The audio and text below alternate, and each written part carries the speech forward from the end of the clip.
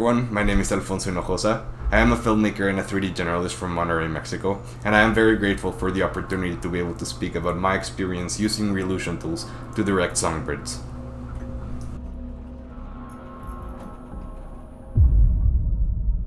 So as a bit of background, I made this project for my bachelor's thesis at SCAD. Throughout my time in the film program, I did a lot of animations and experimented with a lot of virtual production tools. And with the things I learned in my film classes and the tools I learned while experimenting with my animation projects, I knew that I wanted to use this opportunity to tell a story about my country, but through the lens of a horror animation, in a time and setting which I wouldn't be able to capture outside the animation medium. But when I first proposed the idea of making a 10-minute long animation in the span of a year, my professors didn't want to hear that, right? Like, they thought it was not possible. At the time, though, it did seem like everyone had a valid point, especially considering that I was working with little more than my laptop. But I knew based on my previous personal projects that the timeline was possible, but I just have to plan everything out perfectly. At the start of the project, one of my primary goals was to move beyond this traditional Unreal Engine animation aesthetic. I wanted to achieve a unique blend of 2D and 3D styles to create a very distinct visual identity. So one of the most pivotal moments in the production was when, at the time, I was taking a motion capture course with Actor Capture, where I was introduced to powerful tools like Reallusion's Character Creator and iClone 8. And for me, this was a total game changer because I realized that these tools would give me the necessary tools I needed to bring my vision to life in time. Now that I knew I had the tools to create detailed characters, create detailed animations, and seamlessly integrate them at the same time to Unreal Engine, I finally felt comfortable to start the production of Songbirds. Since our story is one with very little dialogue, I really wanted the characters' appearances to speak for themselves and use Character Creator's ability to add very minute detail to really have the character's appearance tell its own story and really be a reflection of who the character is. Using Character Creator, I began by turning 3D scans into fully polished meshes with Headshot 2.0.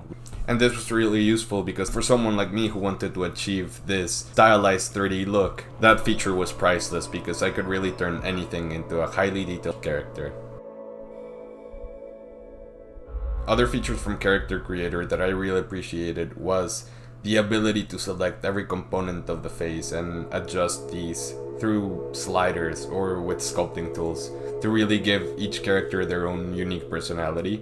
And also, being able to swap out between different sets of textures and visualize this in real time was a great way to get the best use out of my time and really maximize my workflow while still getting excellent results for the characters.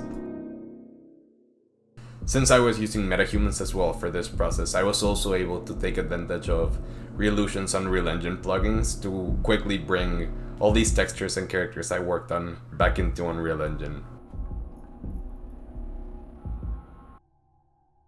Because we had so many locations in the script, I knew making the environments from a blend between 2D and 3D elements would accelerate the production, but this meant that the camera angles had to be locked in, since the environments would have to be built around these camera perspectives.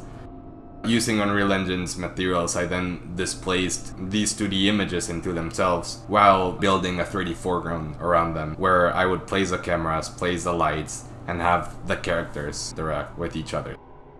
Since the environments also worked from a single angle, I wanted to make sure that the movie worked before recording the animations and committing to the edit. So for this, I made the entire movie with an animatic before recording anything, where I posed the characters and then rendered a single frame per shot. This turned out to be great for the motion capture planning since it gave us an exact idea for the time frame of each required animation. When it came time to record the animations, I really wanted to take advantage of tools like Wonder Dynamics since I didn't have access to a motion capture suite myself. And looking back into the recording process, at the beginning the quality of the recordings was extremely poor. After some testing, I found out that, of course, shooting under good lighting conditions while following procedures like standing in a T-pose before performing and recording the scenes from the same angles that they'll be shot at inside of Unreal Engine really helped to bring out the most quality from the data. At the beginning of production, one of the things I was really worried about was applying the obtained data from Wonder Dynamics into all of my characters. I was very relieved to find out that Reallusion really facilitated the process with all their available motion profiles in Character Creator, which made the whole retargeting process for the movie almost automatic. Being able to do this so quickly allowed me to instead spend my time and energy worrying about the motion capture cleanup. Once inside of iClone, I had a lot of fun with tools like the Edit Motion layer, the automatic foot contact tool, and the curve editor, and having all these different ways to approach the cleanup process also made everything extremely quick for me. After I had a good grasp on the tools I was using, I was estimating that I could clean up a whole scene's worth of animations in a couple of hours. Finally, after exporting all the animations and applying them to the sequences I had built for the animatic, I moved on to finishing the stylization process for the film, which turned out to be one of the most challenging parts of production. Here, the production team spent 2 weeks stylizing every frame individually through Prisma before I masked these stylized frames into the original renders used as a base layer to get the desired effect. Now that I finished the project, I think I can confidently say that it would have not been possible without the Reallusion tools I used. Because the software was so intuitive and reliable, I could focus more on the creative aspects of the film rather than getting bogged down by technical issues. Also, because of how many learning resources are out there for free, the learning curve for me felt almost non-existent, and that really gave me the confidence to explore way more ambitious ideas and push the boundaries of what I thought I could do without worrying too much about the limitations of the software.